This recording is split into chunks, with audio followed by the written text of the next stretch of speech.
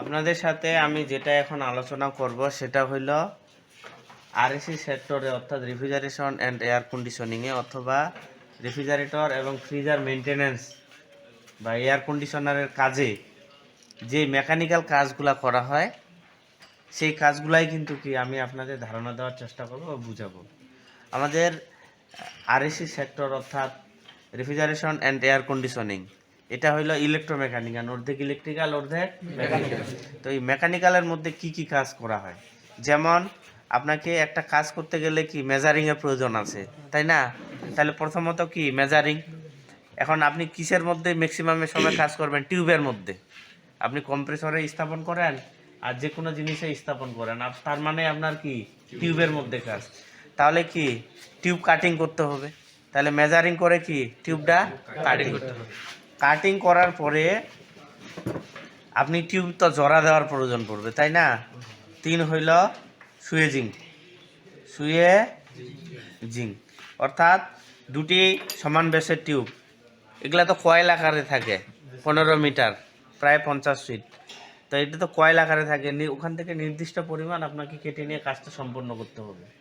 তাহলে এখানে দেখেন, এখানে সমান ব্যাসে দুটি টিউব জোড়া দেওয়ার জন্য হয় সকেট ইউজ করতে হবে, নতুবা একটার মাথাকে কি করতে হবে? সকেট করতে হবে। এই সকেট করাটাকে বলতেছে কি সুয়েজিং। তাহলে দুটি সমান ব্যাসের টিউব জোড়া দেওয়ার জন্য একটি অগ্রভাগকে প্রসারিত করাই কি সুয়েজিং। ঠিক আছে, এই যে সুয়েজিং।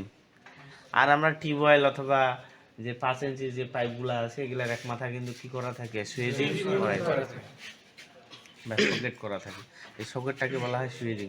এটা সুয়েজিং অ্যান্ড প্লায়ারিং টুলস আছে, এটা দিয়ে এই কাজটা করা হয়। এটা আপনাদের সাথে একটু পর দেখাই দেবো আপনাদের আমি। তো এরপরে হইল কি আপনাকে কি করতে হবে? ফ্লায়ারিং। ফ্লায়ারিং ওখান থেকে একটা ইউনিয়ন নিয়ে আসেন তো, ওখান থেকে ওই যে এটার মধ্যে আছে। হ্যাঁ হ্যাঁ ওখানে, হ্যাঁ ওইটা না, আর একটা সিঙ্গেল যে আছে। করার পরে সুইজিং করার পর এমনি রেখে দিলে তো হবে না, এমনি রেখে দিলে হবে?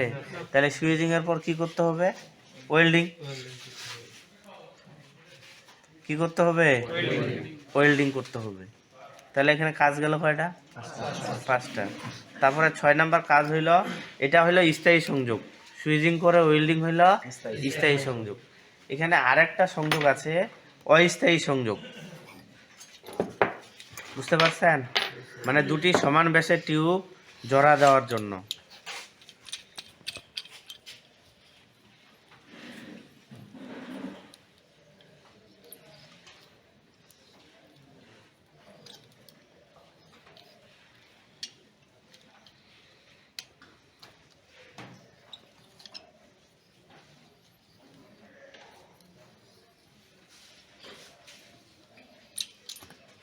দুটি সমান ব্যাসের টিউব জোড়া দেওয়ার জন্য কি করা হয়?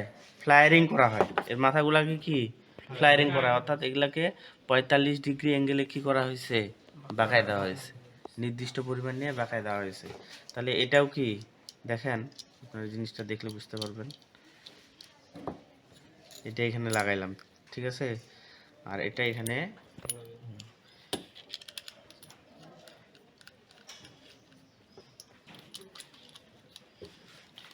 দেখেন তো এখন সমান ব্যাসে দুটি টিউব জোড়া দেওয়া যাচ্ছে কিনা? যাচ্ছে। তাহলে আমি কি করছি, আমি ধরেন এই দুইটা টিউব জোড়া দিব, তাহলে কি করবো? সুইজিং করে ওয়েল্ডিং। বুঝতে পারছেন? তাহলে এটার যে কাজ, এটারও কি সাইড, এটা স্থায়ী, এটা অস্থায়ী। বিষয়টা বোঝা গেছে? তাহলে এটা কথায় ইউজ করা হয় বিশেষ করে আপনাদের যেখানে অস্থায়ী সংযোগ, যেখানে খোলার প্রয়োজন পড়ে। যেমন আমাদের এয়ার কন্ডিশনার দুইটা ইউনিট থাকে, স্প্লিট টাইপ এয়ার কন্ডিশনার ক্ষেত্রে, একটা ইনডোর আর একটা কি আউটডোর। একটা ভিতরে থাকে আর একটা বাইরে থাকে।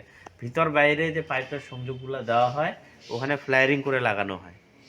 তাহলে কি ফ্লায়ারিং গেল, ঠিক আছে। এটাও কিন্তু একটা জব, এটাও কিন্তু কি ইউনিয়ন সংযোগ, এটাও কিন্তু একটা কি জব। তাহলে কাটিং করলেন, সুইজিং করলেন, ফ্লায়ারিং করলেন, ওয়েল্ডিং করলেন, তারপরে আপনি ইউনিয়ন কানেকশন দিলেন। এরপরে এটা হলো লক রিং। এটাও কিন্তু দুটি সমান ব্যাসের টিউব কি জোড়া দেওয়ার জন্য ব্যবহার করা হয়েছে। এটাতে যেমন ওয়েল্ডিং লাগবে, এটাতে কি লাগবে? সুইজিং এর ক্ষেত্রে ওয়েল্ডিং লাগবে, ফ্লায়ারিং এর ক্ষেত্রে ফ্লায়ারিং নাট লাগবে। আর এটাকে বলা হয় লক রিং।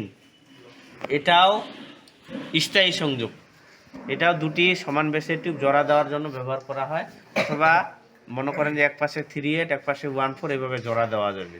এটা কানেক্টরের উপর নির্ভর করে কি কানেক্টর আপনি ব্যবহার করতেছেন।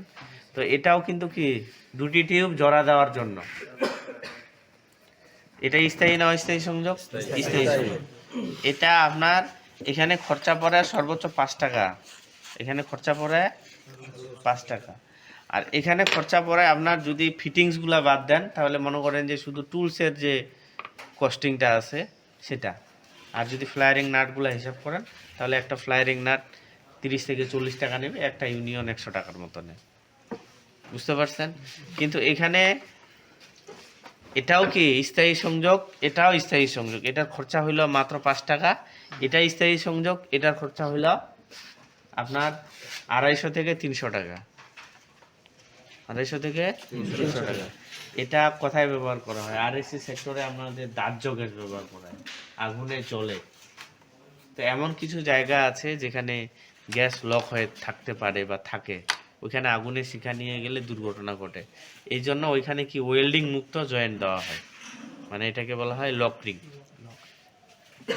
তাহলে এখানে আর কি থাকলো কি কোনো কিছু?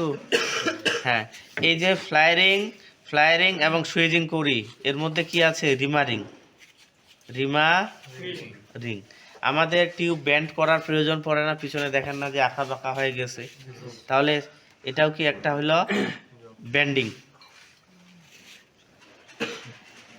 কয়টা হইল?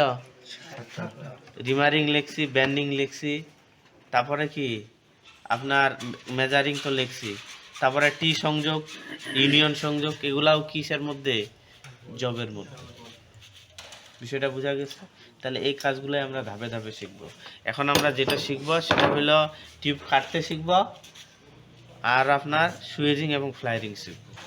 এখানে মেজর কাজ হচ্ছে কি, এখানে ফ্লায়ারিং আর এখানে সুইজিং। বুঝতে পারছেন? এই সুইজিং ফ্লায়ারিং শিখলে এই জব সম্পর্কে সব কিছু শেখা হয়ে যায়। ওয়েল্ডিং তো আমরা শিখবই, সুইজিং ফ্লায়ারিং কমপ্লিট হয়ে গেলে আমরা ওয়েল্ডিং শিখব। এই কাজগুলো আপনাকে শেখা লাগবে।